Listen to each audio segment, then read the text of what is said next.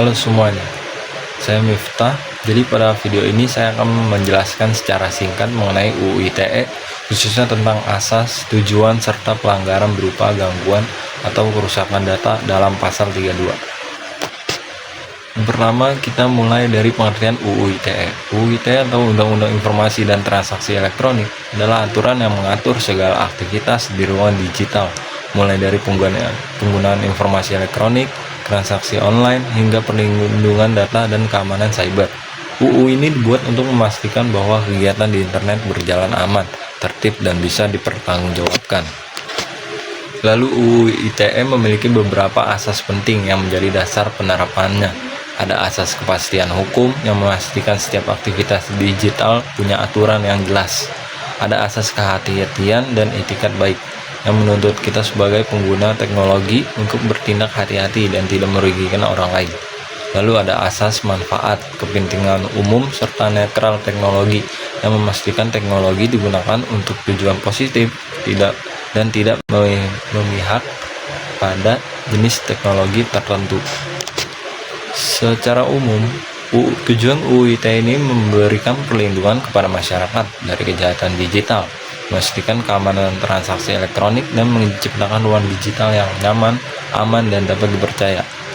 Selanjutnya kita masuk ke topik gangguan atau kerusakan data atau yang disebut data interference yang diatur dalam pasal 32 UU ITE. Data interference ini mencakup tindakan mengubah, merusak, menghilangkan, memindahkan, atau menyembunyikan data elektronik milik orang lain tanpa izin. Contohnya itu seperti menghapus database perusahaan, merusak file penting, atau memodifikasi data pengguna di sebuah aplikasi. Tindakan-tindakan seperti ini termasuk dalam tindakan pidana cyber karena menyerang integritas data. Nah, sekarang mari kita analisis masalah utamanya. Itu dari sisi hukum, masalah utamanya adalah adanya akses dan manipulasi data tanpa hak.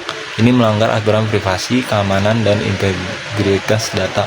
Pihak yang dirugikan bisa berupa pemilik, seperti perusahaan atau institusi, pengguna layanan yang datanya hilang atau rusak, hingga seluruh sistem yang terganggu operasionalnya. Lalu pasal yang dilanggar jelas ada di pasal 32 tentang perubahan atau kerusakan data tanpa hak, dan diperkuat oleh pasal 48 yang mengatur sanksinya.